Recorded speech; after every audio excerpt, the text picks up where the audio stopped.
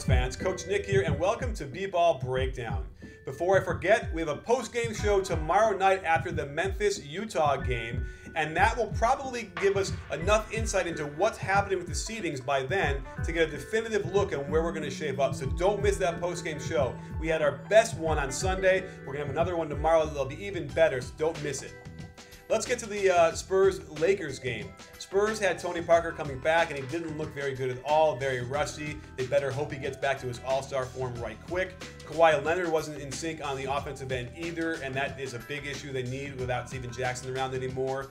And let's look at the Lakers. They're relegated to very simple things on offense. Basically horns, and then Powell posting up on the low block and showing his form again that he's one of the truly best, most skilled big men down low. They're throwing it to Dwight down there too, and while he was effective for stretches yesterday or on Sunday, it's not his strong suit.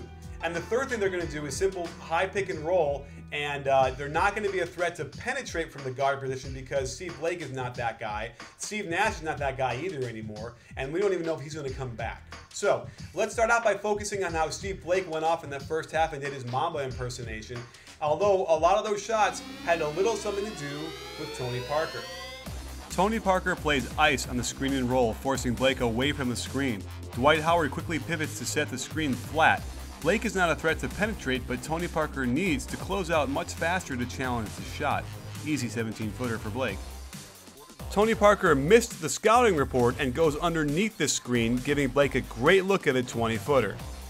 Here, Tony Parker doesn't play ice and lets Blake use the screen. Splitter had sagged down to contain and isn't anywhere in position to help, and Gary Neal does his job by not helping one pass away off of Jody Meeks.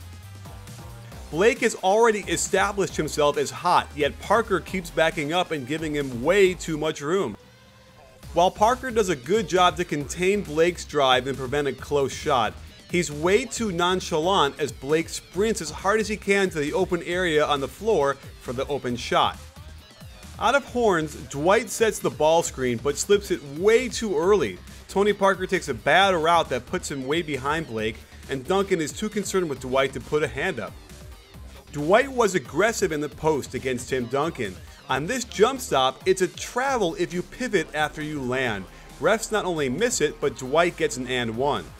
Dwight did his best Shaq impersonation by dislodging Duncan with his huge shoulders on this spin move. It was over once he planted his left foot for the pivot.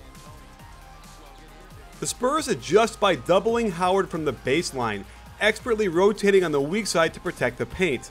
Doubling from there forces Dwight to turn over his left shoulder, something he does very poorly. The Lakers don't take advantage of the double team with any kind of basket cuts, and Powell misses the hook. This time the Spurs double with Splitter, and Dwight makes the wrong decision. Blake is the guy open on this play. On the right block, Spurs again double from the baseline. The Lakers spacing on the weak side is bad, and I had to close my eyes as I shuddered watching Blake try this scoop shot. Dwight needs to understand timing better. He should wait for this Jamison cut to see if he can't get him the ball, and then if he's not open, hit Morris, who will still be wide open for the three, something the Spurs are more than happy to give up. Doubling Dwight was very effective as the Lakers didn't seem prepared for it, and let's face it, Dwight isn't a great post passer. So it's very strange that this late in the game, having had success doubling Dwight, the Spurs play him straight up. They don't double, nor do they foul him. This doesn't make much sense since they were willing to hack at Dwight as early as the third quarter. Tony Parker was coming off of an injury, and it was clear he simply wasn't his normal self, missing many easy shots that he normally makes. Curiously, the Spurs barely ran the loop for Parker, the play that almost always gets them a great shot when Parker gets three screens across the court. Now let's get to the stretch run where the Lakers took control. Down three, the Spurs run horns, and after a weak side cut by Kawhi, Darius Morris falls asleep on this dribble pitch by going underneath Bonner, giving up a game-tying three. In a battle of horns, the Lakers come down and do a pretty bad job, with Morris struggling to get them started. Meadow wants to post and Kawhi fronts well, so Morris scrambles towards the rim. Because he's slow, Bonner has to start moving towards one of two shooters before Morris passes the ball. He guesses wrong, and Jamison gets the open three. Down 6 after a couple of Laker threes, the Spurs need a bucket and go to their best option, dunk in isolation in the post. I had to check to make sure this wasn't footage from a game in 2003. The Spurs double Powell one pass away, which of course gives up an open three. Green had leaked out on his closeout, so when the long rebound goes back to the Lakers, the Spurs are a man down, Meeks splash. The Spurs couldn't get on the same page all night. Kawhi Leonard wasn't a factor offensively, taking the worst shot in basketball here with his foot in the line. And watch Gary Neal's reaction to the miss. He doesn't hustle back, and the Spurs give up a layup. Out of a timeout, the Spurs desperately need a bucket, so they go down low to Tim Duncan, right?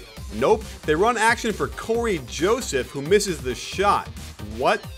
In their last gasp effort, Duncan again shows signs of 0-3 with his block of a Meeks dunk. Green makes a great decision in transition, barely missing this three. Leonard gambles on his post feed, giving up penetration. Everyone rotates, and Powell shows bad footwork by jumping off the left foot and shooting with the left hand. However, Duncan had to help on Powell's drive, allowing Dwight the space to tip the ball in. Game is basically over.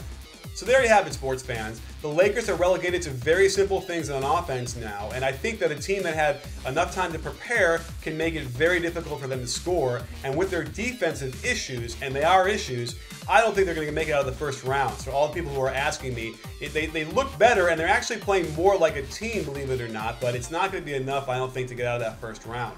The Spurs need Manu Ginobili to come back and give them some serious production. They need Kawhi back on the same page, scoring enough, and they also need Tony Parker doing his thing.